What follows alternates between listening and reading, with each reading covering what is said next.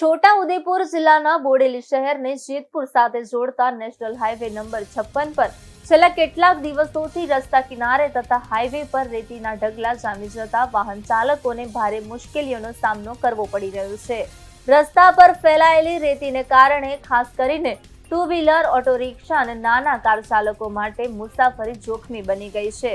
સ્થાનિકોના જણાવ્યા મુજબ હાઈવે પર પડેલી રેતીને કારણે સતત ધૂળ ઉડતી રહે છે, જેને કારણે આસપાસના રહેવાસીઓ, દુકાનદારો અને મુસાફરોને શ્વાસ લેવામાં તકલીફ, આંખોમાં બળતરા અને સ્વાસ્થ્ય સંબંધિત સમસ્યાઓનો સામનો કરવો પડે છે। દૈનિક અવરજવર કરતી જનતા માટે આ સ્થિતિ હવે અસહ્ય બની ગઈ છે। V18 ન્યૂઝ દ્વારા સ્થળ પર જઈને સ્થાનિકો સાથે વાતચીત કરવામાં આવી હતી, જેમાં લોકોએ પોતાની પીડા ખુલ્લેઆમ વ્યક્ત કરી હતી। લોકોની માંગ છે કે હાઈવે પર જામી ગયેલી રેતી તાત્કાલિક દૂર કરવામાં આવે અને રેતીના સ્ટોક ધારકોને તંત્ર દ્વારા કડક સૂચનાઓ આપવામાં આવે, સાથે જ નિયમિત રીતે પાણીનો છંટકાવ કરાવી ધૂળને નિયંત્રિત કરવામાં આવે।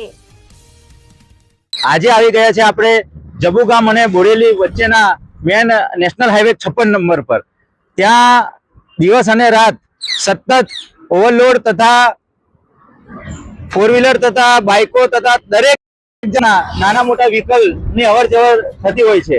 આ વ્હીકલમાં આપ જોઈ શકો છો કે બાજુની સાઈડમાં જે રેતીના ઢગલા છે તેના કારણે નાના વ્હીકલ ને બહુ મોટી સમસ્યા ઊભી થઈ છે। જેમ કે બાઇક ચાલકને હાલમાં આ રોડ પરથી જવું મતલબમાં ધૂળ ને આંખમાં લઈને શ્વાસની પણ તકલીફો આથી પડી રહી છે અને નાના છોકરાઓને સ્કૂલે જવું હોય, એમ્બ્યુલન્સને દવાખાને જવું હોય તો એટલો બધો ટ્રાફિક થાય છે અને ધૂળ અને રસ્તાઓ એટલા બધા ખરાબ થઈ ગયા છે કે તેનાથી લોકો ત્રાહિમામ થઈ ગયા છે।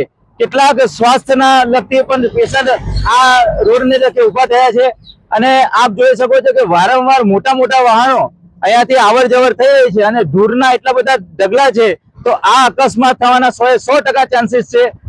હું અમારી ચેનલના માધ્યમથી આપને દ્રશ્યો પણ બતાવીશ કે કેટલીક જગ્યાએ આટલી મોટી ધૂળો ઉડી રહી છે અને ગાડીઓથી લોકો પરેશાન થયા છે। આ રોડ બહુ ખરાબ છે અને આવવા જવામાં તકલીફ પડે છે। આ દર બહુ ઉડે અને આ પડી જવાની બીક લાગે ને એવું છે। આ તો પસાર મોડા બેહેલું આવે આગળ ગાડી આવતી હોય અને ઓવરટેક કરવું હોય તો કઈ રીતના ઓવરટેક કરવો, કારણ કે ખાડા હોય એટલે આવવા જવામાં બહુ તકલીફ પડે।